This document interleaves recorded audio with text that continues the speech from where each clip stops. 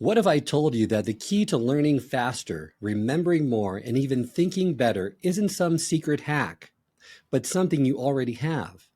It's background knowledge. Today, we're once again joined by Dr. Daniel Willingham, a cognitive scientist, best-selling author, and one of the most influential thinkers on how we learn. In this episode, he unpacks why knowledge isn't just power, it's your brain's scaffolding. We're going to explore how knowing more helps you understand faster, remember longer, and think more clearly. Thinking, it turns out, is hard, and our brain would rather not do it unless we built the right foundation, and that's where practice comes in. But not just repetition. It's how knowledge becomes automatic, freeing up space to reason and solve problems. Finally, we're going to touch upon the right kind of mindset that all individuals should have if they want to be better learners. So if you've ever wondered why some people learn so much faster and more effectively than others, well, this conversation is for you, and it's going to change how you think about your thinking. So let's dive in. Welcome to the Good Leadership Podcast, where we explore the stories, strategies, and insights of thought leaders who inspire us to think differently and lead better. Through candid conversations and expert perspectives, we dive into the challenges, breakthroughs, and practical lessons that shape exceptional leadership. How does having background knowledge help retain new information? Because I hear this a lot in the training and development world. I don't need the knowledge, Charles. I just need the skills. I heard two questions there. One is, why does background knowledge help you learn new things? Why does it make it easier to learn new things? And then the second part is the relationship of knowledge and skills. So background knowledge makes it easier to learn new things because of meaning, because in order to understand something, you usually need background knowledge to help you interpret it. So the simplest way for an American to appreciate that is to read a British newspaper and turn to the sports section and read a description of a cricket match. And what you'll find is, I know all these words, but I'm not going to remember any of this later. And the reason you won't remember it is you don't have any framework to make it meaningful.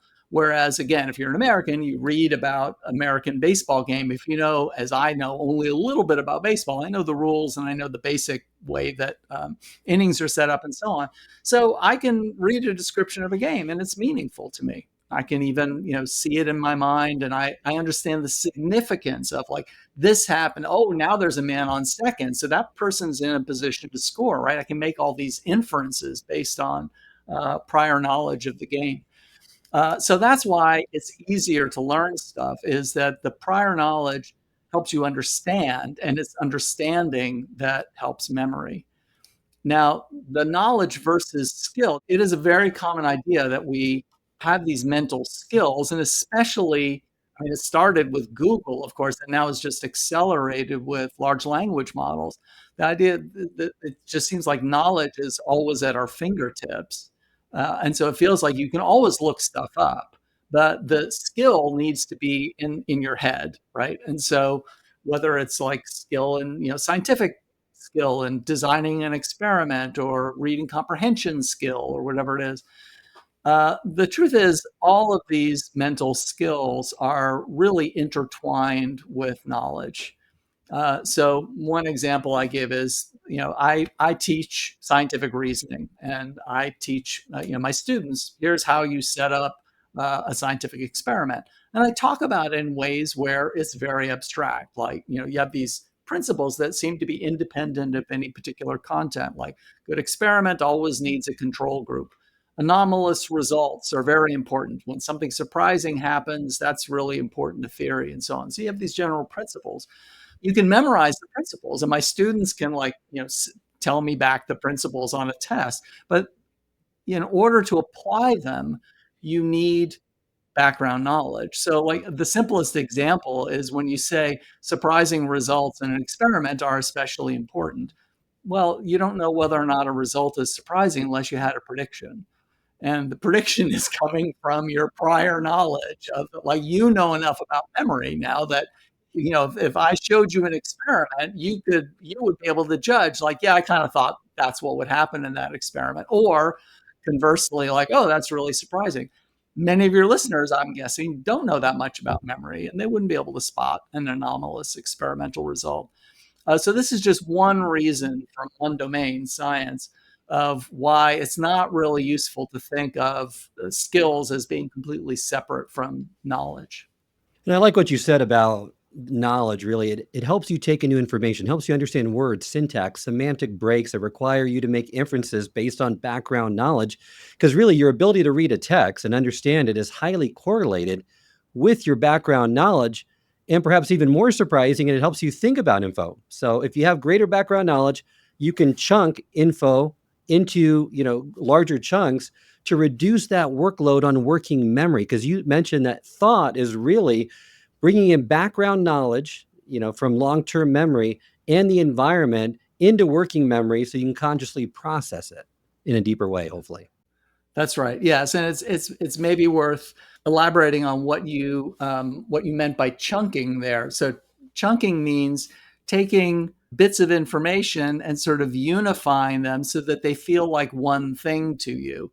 So I mentioned a baseball example before. Think about if you know enough about baseball to know what a double play is, think about the actions that describe a double play.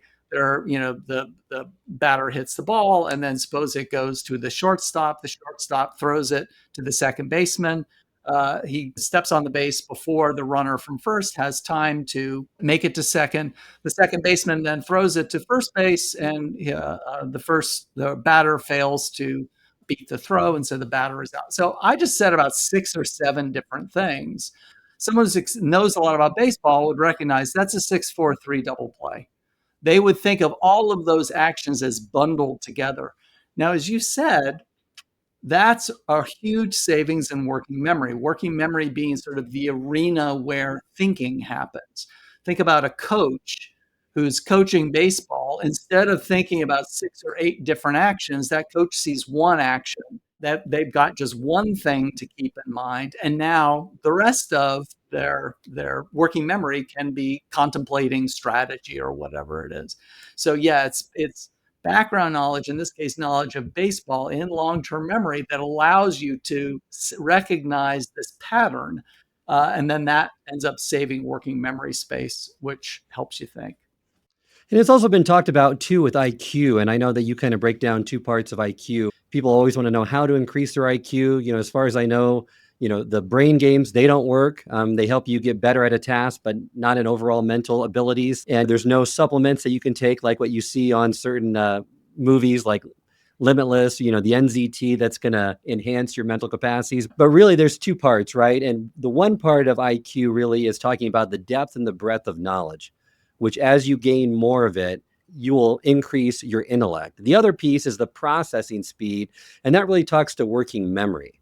And that really is innate, fundamental to that individual that can't really be expanded at this time. The mainstream, I don't want to say universally accepted theory of intelligence, but it's certainly the best supported theory of intelligence. If you throw a rock and hit a psychologist, they're likely to say that's what IQ is it's composed of fluid and crystallized intelligence. And fluid intelligence is basically your facility at juggling information in working memory. And also how much information you can juggle in working memory. And as you say, that seems like it's really hard to move around. The other part of intelligence is crystallized intelligence. That is stuff you know. It's not only factual knowledge, it's also mental processes. So things like I know how to do long division. I know the algorithm for long division. That would also get filed into crystallized intelligence. On the question of how do you improve IQ, I think what's really key is to know how people think about IQ, how psychometricians tend to think about IQ, which is not the way the general public thinks about IQ. The way most people think about IQ, I've actually got an article on this coming out with a friend and colleague in the department, Eric Turkheimer. So we've been talking about this a lot in the last couple of months. The way most people think about IQ is it's this essence that resides within an individual that corresponds to like your potential to learn things. That is not really what an IQ test is measuring. It's not at all clear that that sort of essence even exists. If it does exist, it would be a wild claim to say that an IQ test measures that. What an IQ test measures is your facility in answering the types of questions that typically get posed at school. That's what IQ tests were originally designed for. That's what they're known. The success of IQ tests is largely pinned to whether or not they predict success in school. So rather than thinking of it as an X-ray machine that measures this internal essence of potential to learn, think of it as a snapshot of how good you are answering school type questions right now. Right? The reason IQ today is so predictive of IQ 5 years from now is that people who have had lots of opportunities to learn stuff and people who enjoy that type of learning and get a lot of feeling of self-fulfillment and so on, people who've done all that stuff in the past are very likely to have those same opportunities and have that same self-image in the future. But IQ absolutely can be changed. And that definition of IQ that I've just given you shows you how to do it. It's like learn more of the kinds of stuff that that is asked of you at school, and your IQ is going to go up. I love that definition, and it gives everyone hope that their IQ can improve with that neuroplasticity in your brain that occurs throughout your lifetime. Let's move into what it means to become an expert. And there's different degrees of understanding something. And kind of contrast rote knowledge versus shallow versus deep knowledge, and how that transition happens in a normal individual, maybe even taking like chess, for example, as a example of a domain where you can really kind of see that map being hopefully mapped out more structurally. I give a definition of rote knowledge that you won't see most places. And the reason I did that was I wanted to distinguish between shallow knowledge and deeper knowledge. A lot of times when people say rote knowledge, what they really mean is what I would call shallow knowledge. So let me start this way. I say rote knowledge means you know the form of something, you really have no understanding of what it means. And so I give the example of like me and many other kids learning the Pledge of Allegiance when I was in kindergarten or in nursery school or whatever, pre-K. I could mouth the words. I had no concept that I didn't know what allegiance was. I didn't know what a flag represented, any of the rest of it. Shallow knowledge, in contrast, is where you understand some aspects of whatever it is you've learned, but you would not call it deep knowledge. You don't have a deep understanding of it. I mean, a simple example would be, what do you do when your phone hangs? Turn it off and turn it on, right? I mean, I know that, but I have no idea why that works, right? And so you would say, like, you could imagine gradations of deep knowledge, of coming to a deeper and deeper understanding of the electronics of a phone, and why, the reasons that would hang, and how resetting resolves those different types of problems in some potentially different ways, and so on. So what I was trying to emphasize there is rote knowledge. People use the word rote knowledge a lot, and a lot of times it's like any learning that you don't like, you say, "Oh, that's just rote knowledge," right? It's used sort of as a cudgel to beat people up with. But by my definition, rote knowledge is actually pretty rare. It's pretty rare you're learning something you don't understand it at all.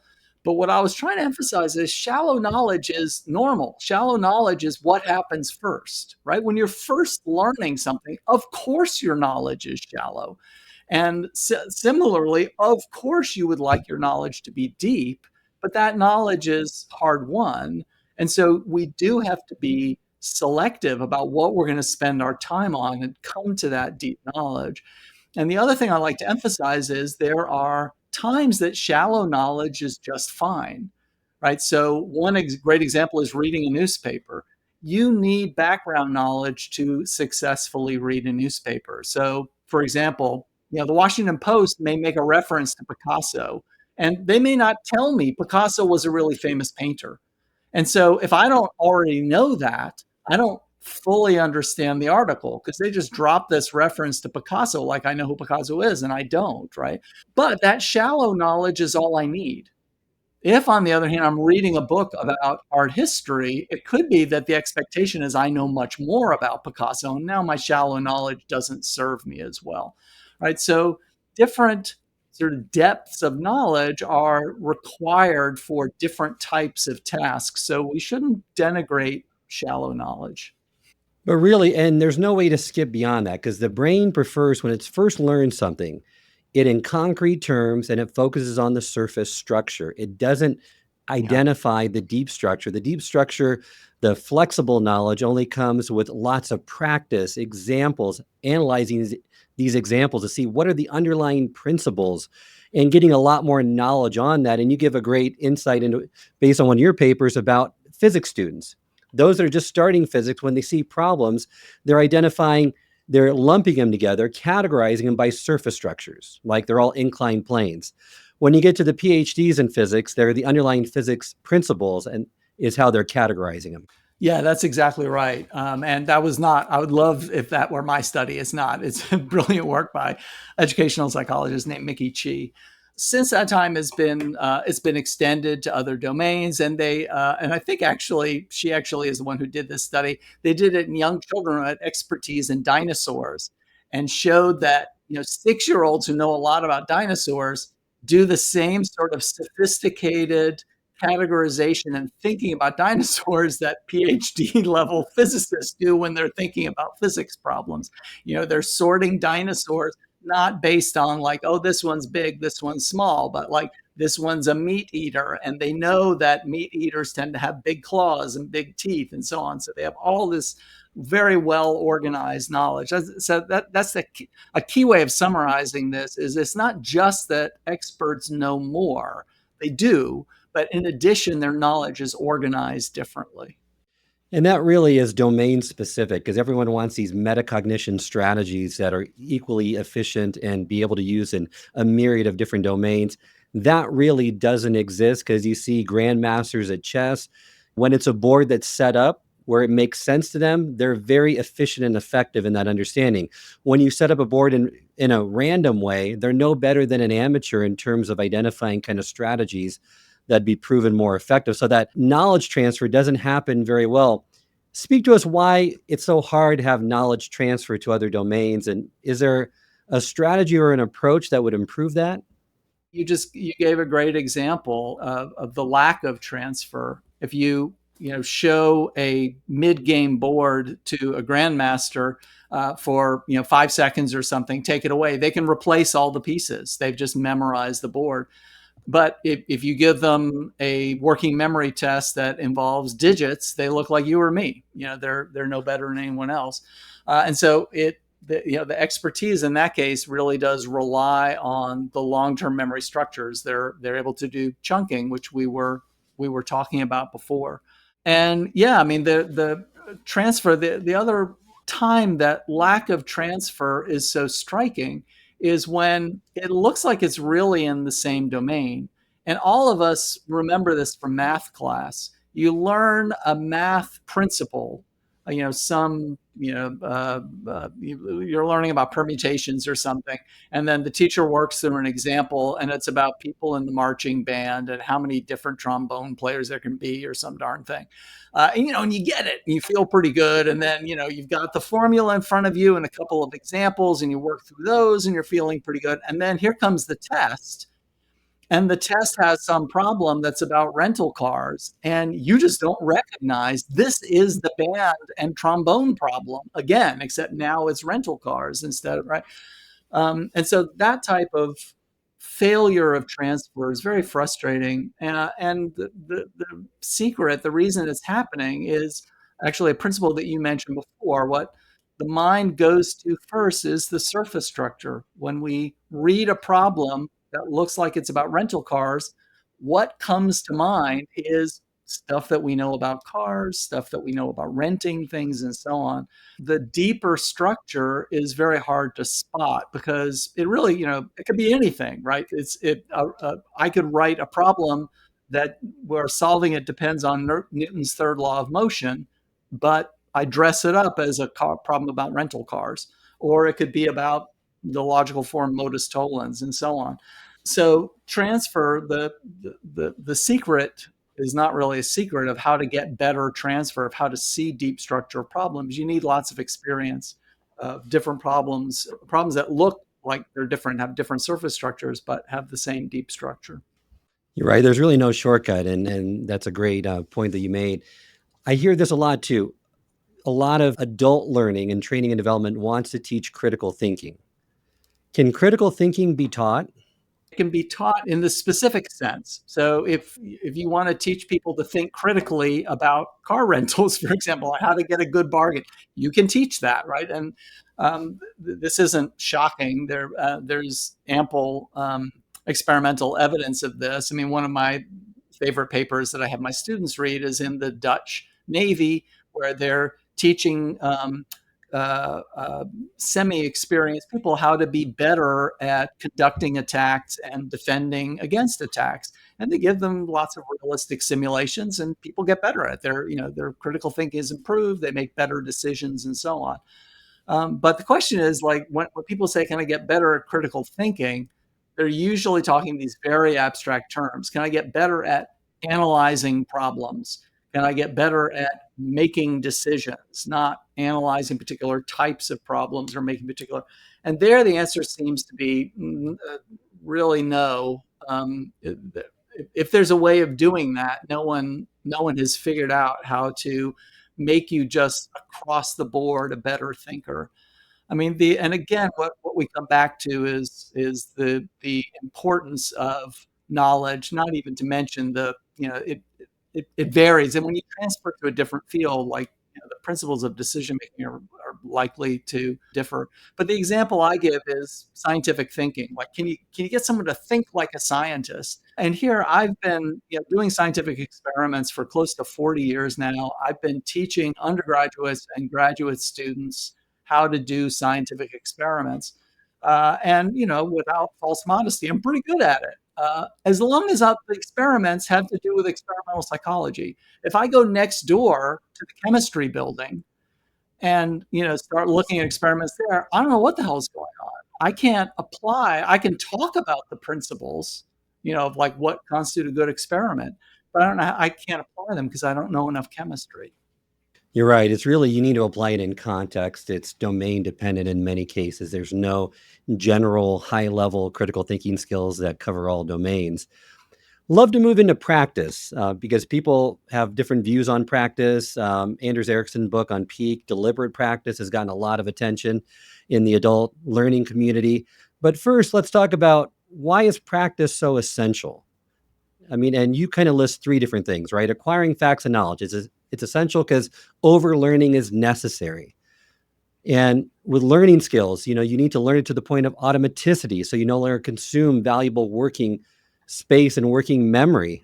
So unpack that a little bit and just reiterate kind of the importance of practice and really learning anything. And there's really no shortcut around it, right? Yeah, if there's a shortcut, I don't think anybody knows about it. And as you said, I mean, you've just done a nice job of running down some of the positive benefits that come from practice. And again, that we don't know how to get these benefits in the absence of practice. And this is why in one of my books on the chapter on practice, the conclusion I draw is, if you really want to be proficient at something, you can't avoid practicing. If you want to be good at it and think you're not going to practice, that's just not in the cards. You need to build up automaticity for some of the more basic components of the skill. You need to have seen lots of different situations and discovered effective ways of coping with those situations. And I especially like some of the principles that Anders drew attention to, especially the core idea of deliberate practice, that you're discovering what you're not good at and trying to try out different ways of improving on that one particular aspect of the skill. And that's not the only difference, but that's a key difference between deliberate practice and play or performance, where play is for my own sake, performance is for the sake of others, and practice is where I'm actually trying to improve. So yeah, sadly, I agree with your conclusion. There's no getting around it. And some of the skills or the benefits of it, reinforcing the basic skills so that it doesn't take up valuable working memory space, it protects against forgetting, and it improves transfer, which is always kind of one of the holy grail of learning. Can it transfer out to other areas, or do you only have to use it in certain contexts? The one other area that I wanted to go into with you before we kind of wrap up with some final questions is around mindset, because I don't think that gets enough attention in the learning space. And you highlight three powerful forces beyond grades that shape self confidence, and those are friendships, social comparisons, and family values. Which one of these do you think has the greatest influence on one's belief in their learning ability? That's a great question. There's probably an empirical answer to that, and I don't know what it is. So I'm reluctant to guess. I mean, naturally, as a father, I want to think family values is as an outsized influence, and we all want to think that we're really having a positive impact on our kids. But peers also has a really important effect. Let me briefly comment on why I think these are important. I think family values are important because, especially when you've got kids who are teenagers, they're discovering who they are. They're necessarily sort of distancing themselves from you a little bit, but they've already absorbed what are your family values. And I like to point out a lot of families think that they value learning, and when you push a little bit gently, they come to realize that maybe they don't. A lot of them value grades, right? I mean, more than they value learning necessarily. They're very keen on their kids getting good grades, but that's different than holding learning as a value. And what I point out is when you values are something that touch everything that happens in the household, right? Like if it's not an activity. A lot of times people treat learning as an activity and they say, I really value learning. And it's like, yeah, like you're thinking like we go to the science museum sometimes, or, we really make sure that the homework gets done. Those are activities. When it's a value like honesty or something, honesty comes in as a factor into everything that happens in that family, right? So when you talk about learning, that influences who your friends are, who you hold up to your children as a hero, right? What is it that when someone walks into your home and they look around, there are, without realizing, you are sort of displaying what's important to you on the walls. If learning is a family value, then that's touching all of those sorts of factors, these silent messages that children are getting. So I do think that family value is very important for influencing a child's self-image as a learner. Like, this is why, there are kids who grow up who just never doubt, I'm going to college, I belong in college. That's not just because they do well in school. That's because learning has been a family value. It's just clear. Everyone is always learning as much as they can, and college is a great place to learn. Let me just briefly mention one of the other factors that you mentioned, which is social comparison, which again, I think is very important. And that can happen both in a positive way or a negative way. Social comparison can make you think less of your own ability as a learner if you're constantly comparing yourself to someone who's superior to you, to your own disadvantage, right? But then it can be a double-edged sword depending on how you think about it, because if you see this person as a peer, that can also be inspiring. And that person is actually really going to be supportive and wonderful to have around if you are a student or otherwise trying to learn. They're going to support you not only in material ways, but also in emotional ways. Like when things don't go well, learning is important to them too. They get it when you're upset that your learning isn't going as well as you would like it to. So who you hang around with can really have an important impact on your life as a learner. Your life as a learner. And you also mentioned once you get done with school, outside of school, the measure of success should shift from grades to practical application. Can you solve the problem? Can you adapt your skill? Can you make better decisions? Adults really should be focusing on real world impact, ongoing growth, and resilience in the face of failure rather than perfect mastery or grades, which I think that's a great Yeah. shift that people really need to have because they often don't have that. They still have that same mindset of when they were in school. It's true. We're sort of, especially people who've done pretty well in school, you get so much satisfaction from that. You get accolades from other people. And so you find yourself sort of looking around, where's the next hoop to jump through so that I can get praise, right? This is what I'm used to is people set goals for me and I learn them, I master them, and then I'm told how fabulous I am.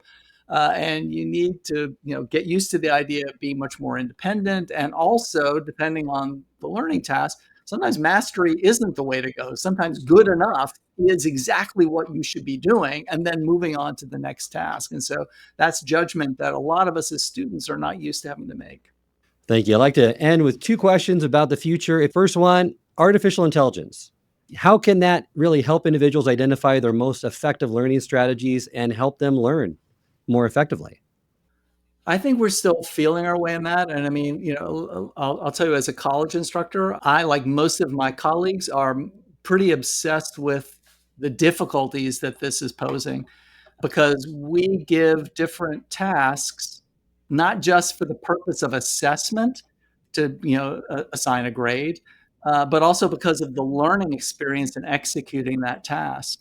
And so in my, you know, in the first course you would take with me, a big lecture hall in the introduction to cognitive psychology, I give tests because you just need to get basic vocabulary under your belt. By the time you're a senior, I'm not testing your memory anymore. Now it's time for you to pull ideas together and, make it into something bigger. And so the right thing to do there is assign papers. I, like every other college professor, now feels like I've had that tool taken away from me. I can't assign papers anymore, and rest assured that all 20 of my students are actually doing what was intended. So that doesn't really answer your question, but right now, I, like most people, are more focused on that and less focused on ways in which large language models are going to help my students learn more effectively, because the immediate consequences are they're learning less effectively. I would definitely agree with that. Final question. If you had to guess in the next 3 to 5 years, what would you predict will be the most significant changes in how people learn, both inside and outside of traditional classrooms? The best predictor of the future is the past, and my prediction is absolutely nothing is going to happen. Nothing's going to change. The history of education is that new technologies come out, and the people in tech in particular predict this is going to change everything. So, in about 2005, it was smart boards, smart whiteboards. Then it was, open software and Chromebooks. Then it was MOOCs, right? Every college was going to go out of business because of MOOCs. And in each case, what's happened is there had some impact around the edges. Like, some people use smart boards, and they're useful in certain contexts.